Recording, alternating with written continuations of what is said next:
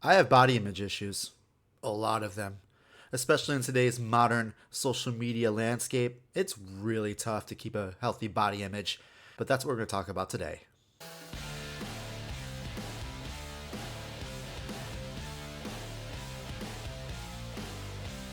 Hello, everybody! Welcome to the Heroes Forge podcast, where we help millennial geeks, gamers, and cosplayers just find their inner hero through fitness, through motivation, through self empowerment, through any means necessary, really.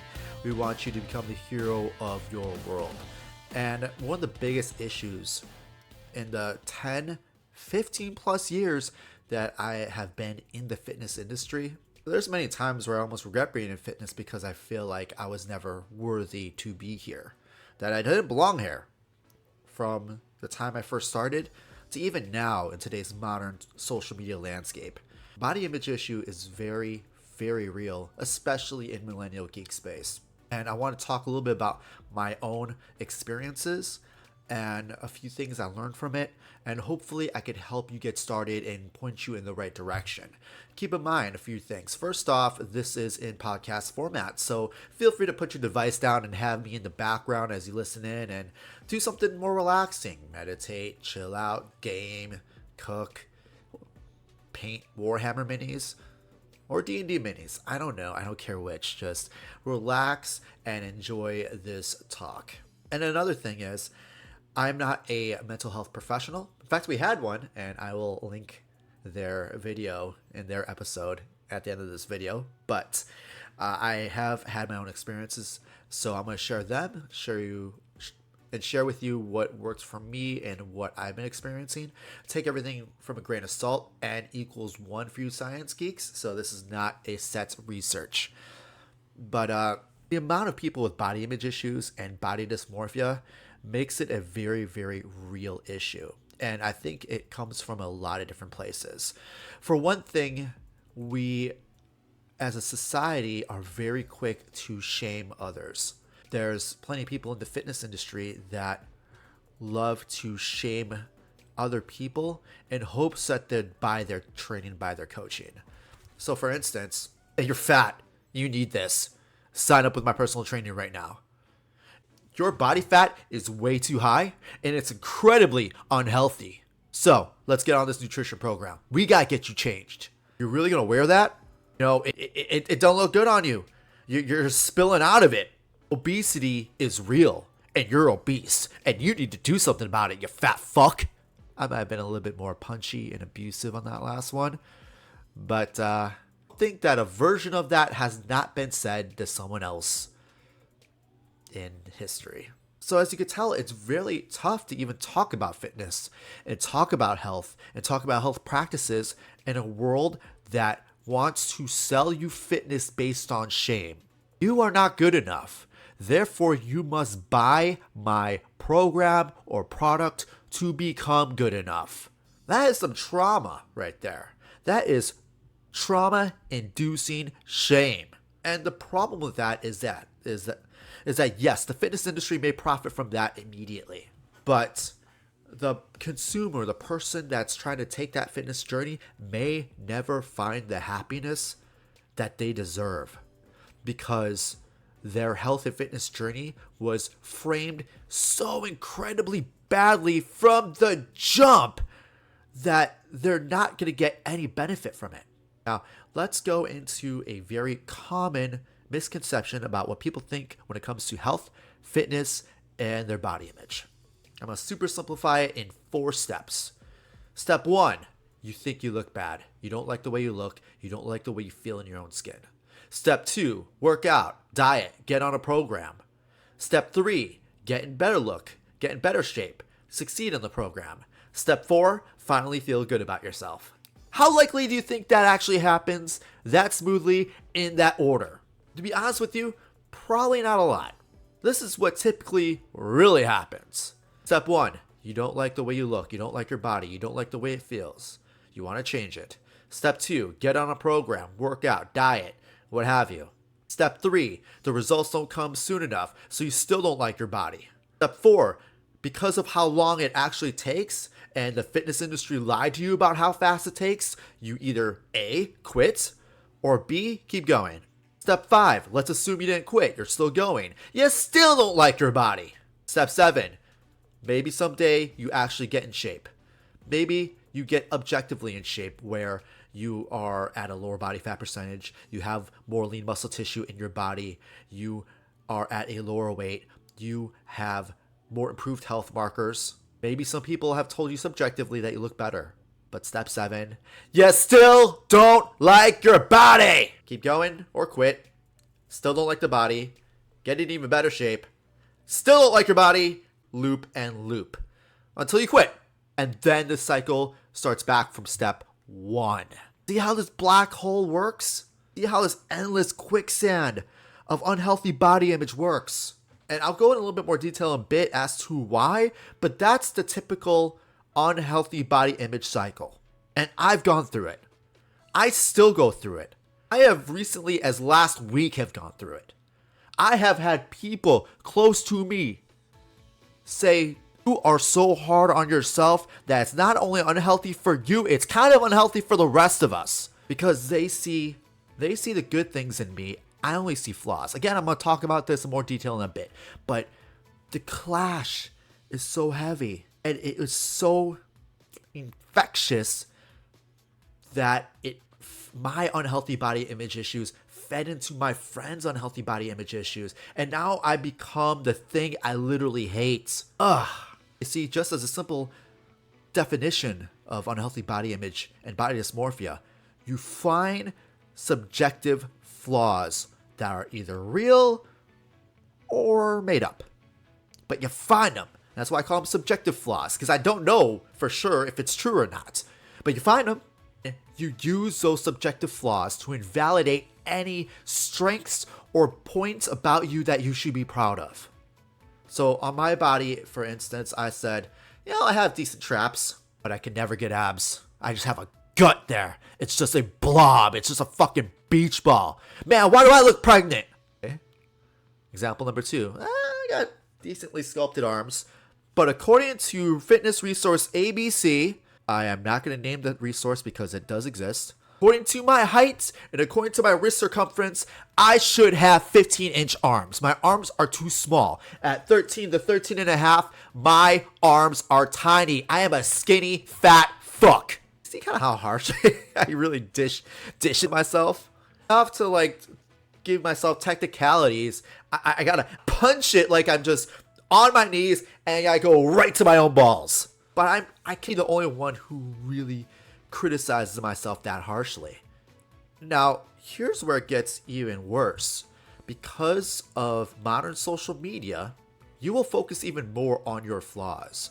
Because based on the social media algorithms that you feed into your media, it's only going to show you the top 2% of your field. So it's even harder for me as a fitness coach in this industry. There's many times I quit because I saw the top 2% on my social media. Because I have to be on social media to actually help people, to actually serve people, to actually create content, to actually talk to you all.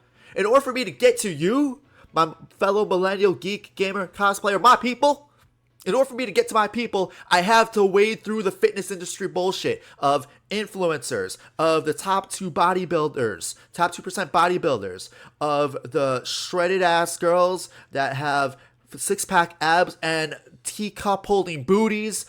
And I'm looking at the best, and I'm comparing them to me, and it makes me want to quit. Would it be nice to actually see normal people? Yeah. But your social media feed is not designed to do that. Unless you are personally a friend of a more normal physique, all you're going to see is the top 2%. It's going to bury the 98% to let the top 2 rise up and feed more into the algorithm. Because that's how it makes their money. That's how social media makes their money. It shines a light on the top 2%. They're here, you're down here, your job is to just worship them or scorn them, because either way, us reacting to them feeds the algorithm and feeds the social media. That's how they stay in business. So even if I had people who thought I looked pretty good, they're not going to find me. They're going to have a real hard time finding me. I think I'm fucking ugly because I compare myself to the hottest people on the fucking internet, where the people that think I'm at least halfway decently attractive won't be able to find me because I'm buried. Then I got to be compared to top 2%. And the problem is they don't know me. I truly believe sometimes when you get to know a person, that person's values and what they bring to the table outside their vanity bumps them up. They don't know me, so therefore they compare me to the top 2%. You know, that's why I have absolutely horrible times on Tinder and Bumble, because I'm just a swipe. But that's really crazy on my self-esteem when my partner can just get likes out the ass because she's hot.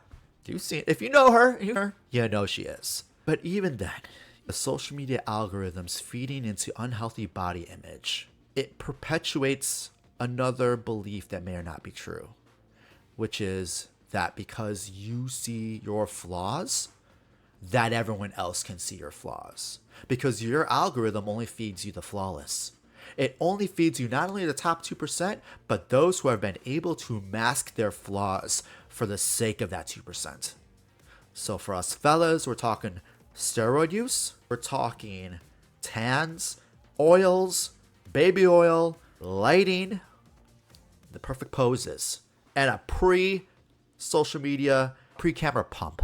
For the ladies out there, it's the posing, it's the surgeries, it's the call out some fitness accounts. I know there's one fitness account, I'm not going to name her name, that it was blatantly obvious that she has the Brazilian butt lift, but she puts fit on the end of her tagline.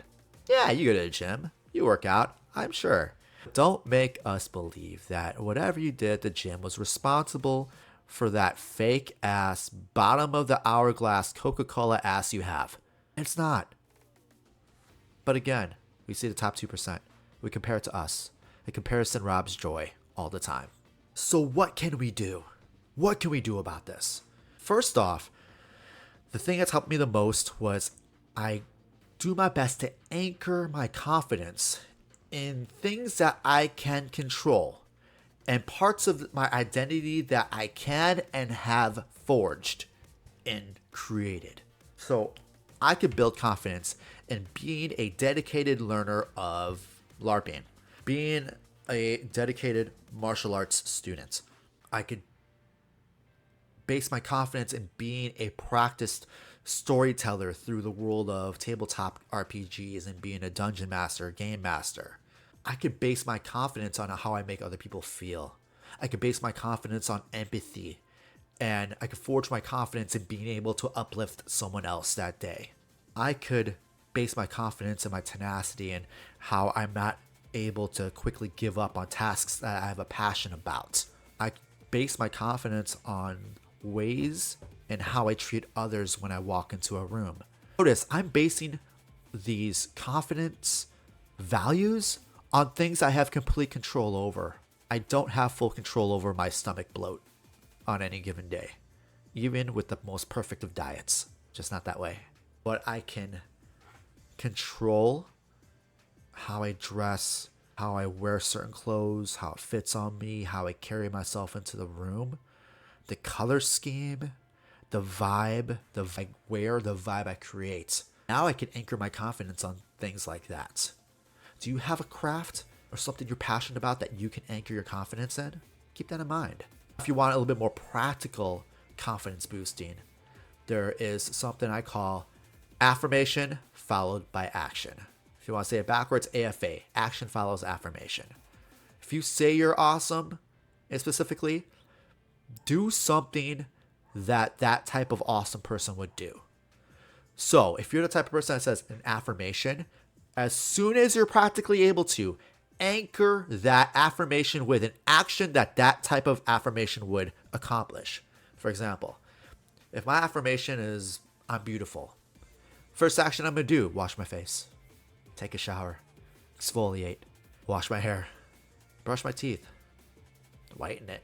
Anything that anchors your beauty and makes you do something. I'm a badass. Let's just say I'm a badass. That's my affirmation. I'm a bad motherfucker, man. First thing I'm going to do, workout or do actions that trains my badassery craft, let's just say.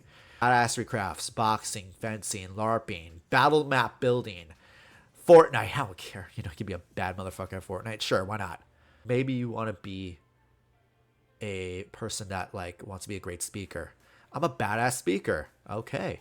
Go ahead and practice speaking, review TED Talks, review acting monologues, take acting classes, go to an improv school, go to a Toastmasters, anything to anchor what you want to believe about yourself with something that person would do.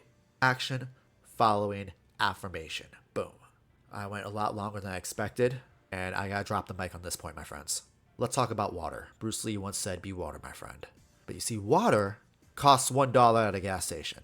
Maybe one something. It definitely costs less than $2. If you go to a gym, it costs more than $2. If you go to a sporting event, that water costs more than $3. If you go to a weekend-long outdoor music festival, they could be jacking up the price to $10 or more. But it's still water.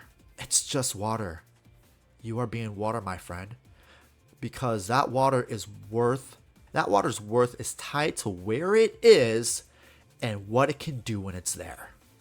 So if you find yourself not worthy, if you cannot find your worth, maybe you're looking in the wrong place. Maybe that water must flow somewhere else. If you like this talk, please like the video, subscribe to our video podcast. And if you actually want more body positive health and fitness coaching like this, I do have the coaching application. I am taking new clients. Link is in the description. We'll definitely talk. And if you want an additional episode about mental health, including ADHD, autism, and anxiety, here's the episode I have with Yellow Belly Fox. Go ahead and check it out. I'll see you there.